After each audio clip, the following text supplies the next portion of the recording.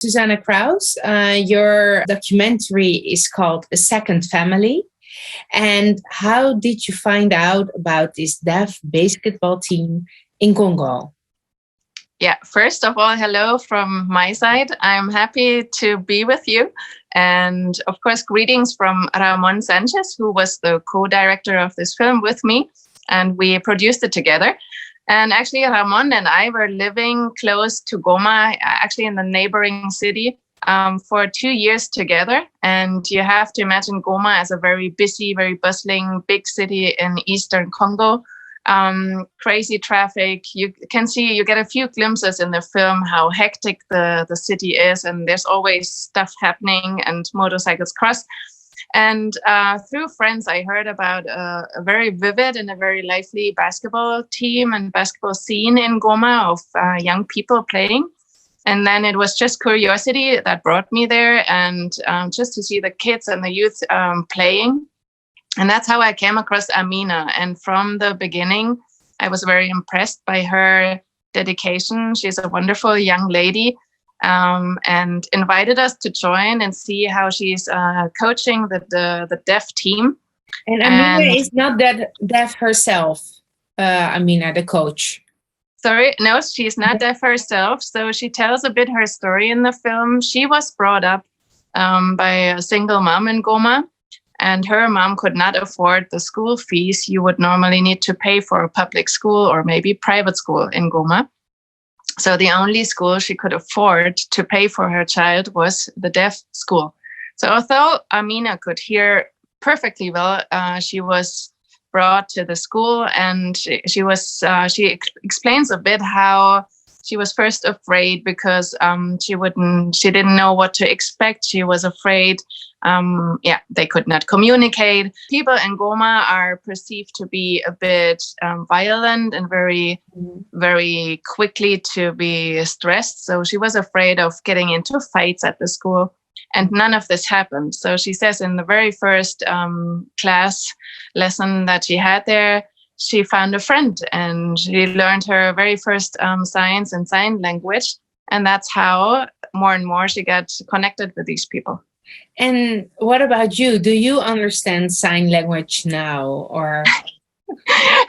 No, I don't. I know a few signs. And of course, the moment we were at the basketball court, we tried to communicate with the kids. But honestly, that's also often through a smile and very basic moves that you do. And I think you don't necessarily need to speak the full sign language to be able to communicate with them.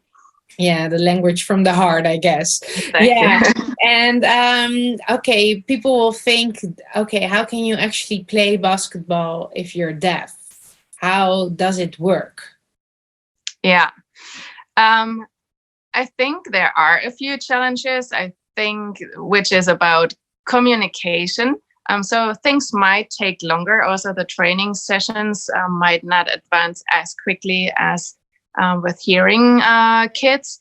But Amina is very dedicated and very patient. So she takes the kids to the side. She explains again and again. She doesn't get quickly frustrated. At the same time, you can see in these pictures, she's very serious. Like, she's this sportive woman that doesn't want to just do a basketball activity to keep these kids busy, but she really is a sportive person, and she wants to go for a goal. So she's also a dedicated coach and trainer. And she wants to go international, I heard. Like, she really wants to go international with the team. And do you see it happening one day? Difficult to say, right? But I think what counts more is that she has that goal and that drive.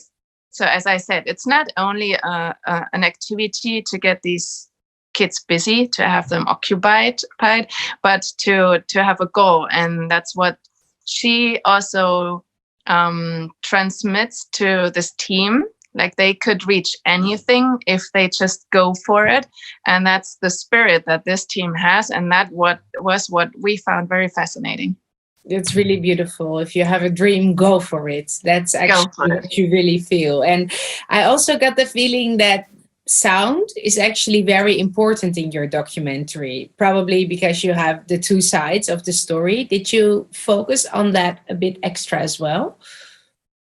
We did. And I remember we were discussing quite a lot during the editing phase how we would edit the film, if we would take out completely the sound in all the sections where we would have the deaf kids playing. And we decided, because some of them you could also hear if they give an interview, they could do some sounds. So you could sometimes hear a little bit some of their voice.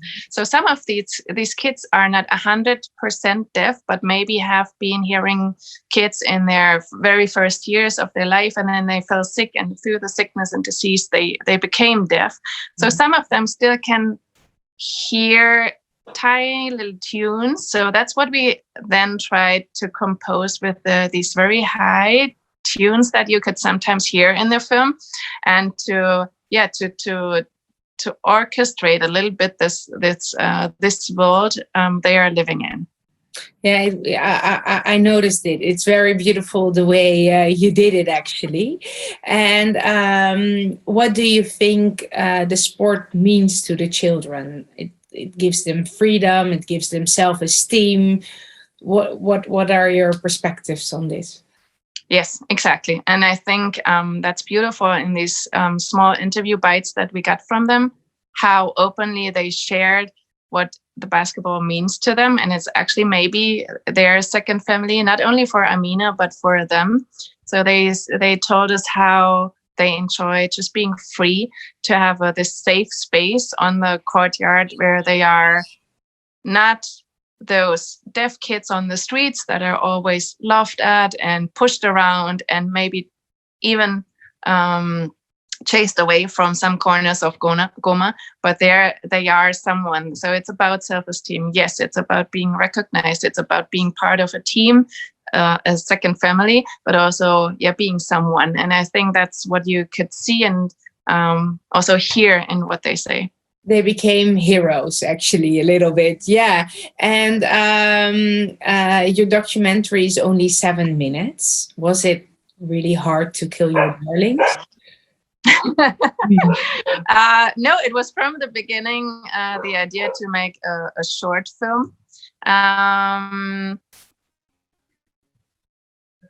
So from the beginning, we had the idea not to compose it as a long documentary, but to have a short story told in a quick and in a very attractive, short way, a short story that you would maybe share with a friend.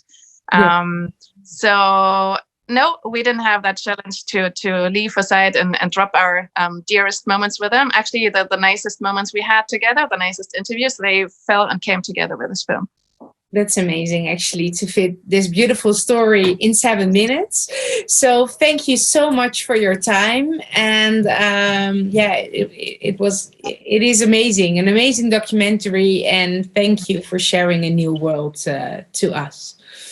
You're very welcome. And anyone who is more interested, they have quite a good website. It's called, if you want to look it up, it's PGB. It's the Promotion Basket in Goma. So if you're interested in this basketball world in Eastern Congo, maybe you want to check the website. Great. Okay, we will put it under in screen.